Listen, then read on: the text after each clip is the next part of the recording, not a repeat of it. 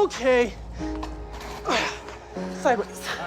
Samantha works as a mukbang performer where she earns a living by eating massive amounts of food on camera for a large online audience. This job, however, has deeply affected her health, leading to significant weight gain over time. Yep. 1, 2, 3. Catch your breath. We made it, guys. Yes, we made it. I've had Bella help me as much as I need her help for. And then when they leave, the rest is up to me. The positive thing is that I'm able to order anything that I need or want or like. It's comforting to me. So I've been following the diet. Sometimes it's just like, why bother? She can no longer perform basic tasks or take care of herself, forcing her to rely on her family, especially her daughter, for help in daily life. While her daughter always supports her, this also creates tension, as the daughter has to take on the role of a caregiver. If food makes me happy, and I'm gonna die anyways, why don't I just make myself happy? It's really hard to watch my mom like this. It's so good it makes me want to cry. Is it actually really that good? It really is. It breaks my heart seeing my mom just kind of lose mobility. I don't know how to describe my emotion today. I was excited for her to come home today, but I was also unsure because I feel like the best place for her right now is probably the hospital. I used to always expect the worst, and I was trying not to do that and be happy for her. But I know that she's definitely scared of being alone, and I'm just scared that she's gonna have suicidal thoughts and be not okay on her own whenever we leave, and that's terrifying to me. She's been in the hospital for so long that you have people constantly checking up on you. But here, she's on her own. She has no one.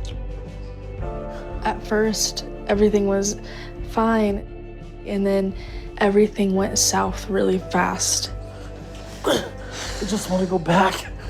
Her relationship with her daughter adds another layer to the story. Her daughter, while supportive, may feel the burden of Samantha's dependence, which adds emotional complexity to their dynamic.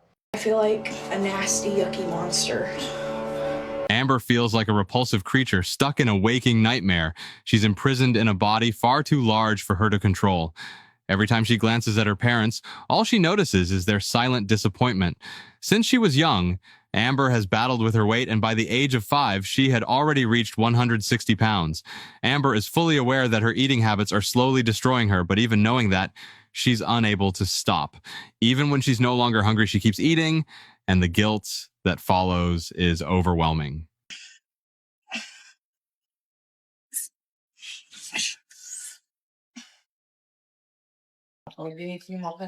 And I can't handle that. How do you trying to climb the steps? Why you need call me to help you? She remembers once telling her younger brother, if I ever hit 500 pounds, just end it for me. Now she's well past that weight. I'm thankful for the support from my boyfriend. He is the kind of guy that prefers bigger women. My boyfriend is sexually very frustrated. Amber has a caring boyfriend who has always supported her, but even he can no longer hide his growing concerns about her health. Despite his preference for curvier women, Amber knows that her never-ending weight gain has put a strain on their relationship. She worries that if she doesn't change soon, he might eventually stop loving her. He cannot bathe himself. He cannot use the restroom. He has to wear a catheter. And it breaks my heart to see that James is trapped in a bed and can't do the things that he loves to do. All right. I told you we're going to be rough on you. When she comes to see if James will have gained some when we check his weight today. If it does, then she would have taken this window of opportunity to sneak food in, make his condition worse again. But definitive proof that any chance they get is gonna feed him to have him gain and slowly kill him. Lisa's elaborate plan seems geared toward one goal only, which is an early grave for James. James is eating his way through a mountain of poison, with Lisa his slaying partner in crime. 346 kilograms, which translate on... That's even higher than when you arrived. How's that? You know what causes that, right? You got to be kidding me, man. The two seem to be working towards the same goal, and this case seems more like an assisted self-demise. This time, we caught you red-handed, Lisa. You stuck food in. I know I did. So- I won't tell you it again. This is going to be the last time, okay? You're killing him, Lisa, and you'll be getting a visit from Adult Protective Services. Ask them to intervene. With food as a weapon of choice. Dr. Now is aware of Lisa's game, and she's been caught with her hand in the till. The good doctor's final words are a savage warning to Lisa, creating a mic drop moment. This is some of the most self-destructive and deceptive behavior I have ever witnessed. So we are taking action to stop this and try to stop this for good. I hope to see you again, Jane, but at this point, I'm not too sure. We'll see you later.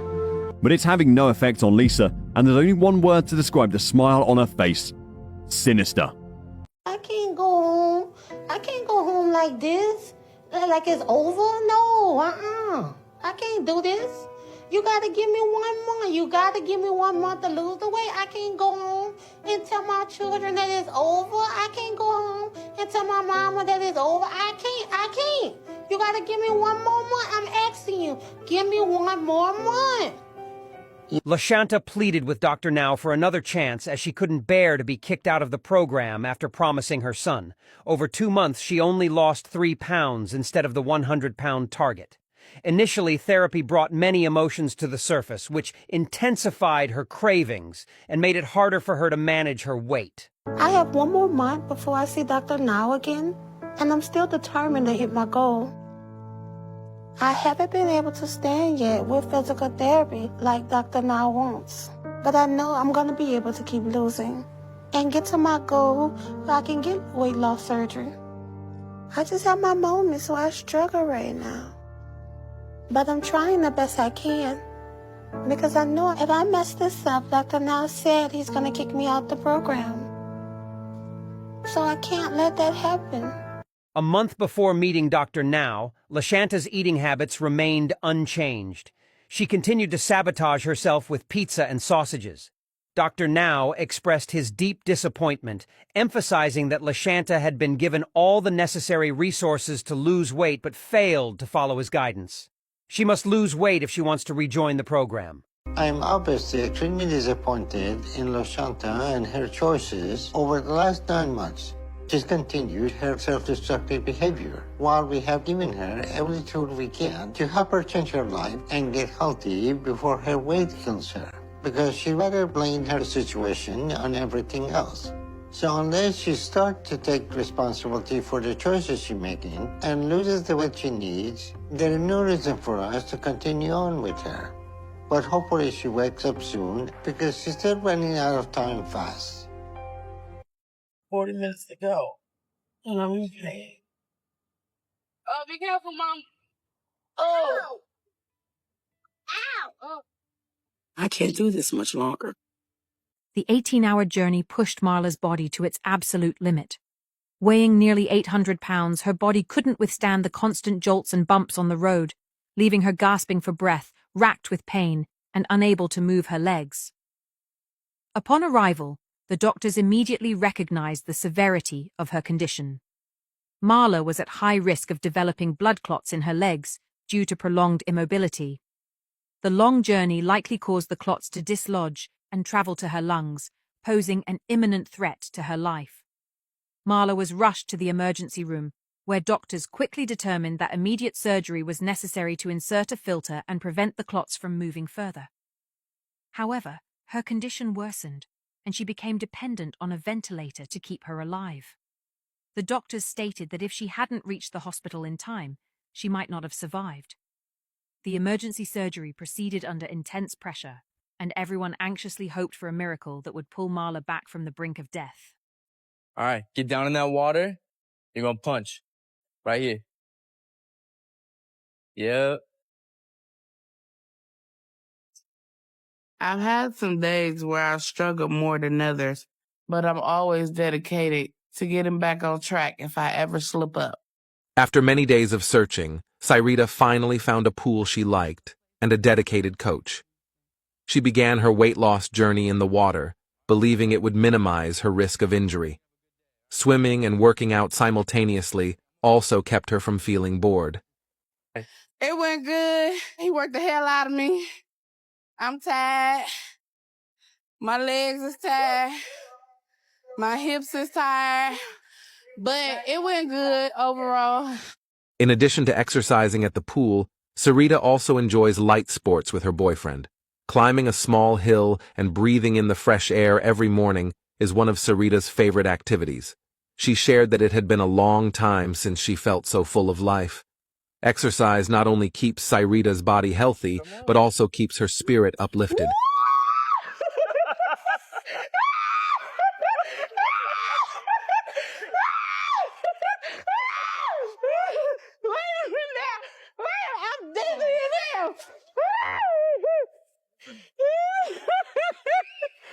Accompanying Sarita is her boyfriend, who always supports and takes care of her.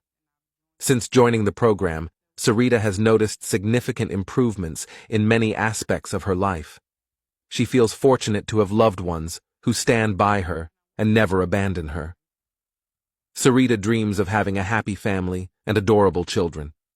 She's the one that's acting like a dummy. How about you just shut up for Why don't once? you get out that chair and make Real bitch. then? You won't shut up. How am I supposed to say anything if you keep talking? Just wait till these cameras ain't rolling. You gonna stay away from me. You can kiss my ass. Get out of here, bitch. Amanda and Tammy had a heated argument. The root cause was Tammy feeling left out when they mentioned taking family photos without her.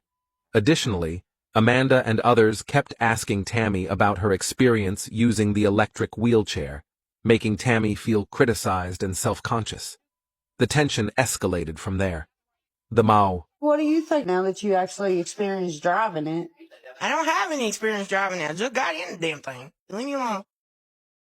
Well, I meant now that you, seen how easier it was. It's not easy. It is easy. Will you shut up? Tammy, you're not going to keep hollering at me like that. Ultimately, Amanda couldn't take it anymore and decided to get up and leave. Amanda said, "Why don't you get out of that chair and make me?"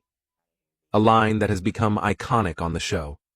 Many viewers believe there should be more people like Amanda to keep Tammy from behaving rudely and disrespectfully towards others. The episode also highlighted how patient Amy has been in dealing with Tammy. Everybody's bent over backwards. It's rude. No, what's rude is you keep running your mouth. Bitch, don't try me like that. Shut up for once. Come on.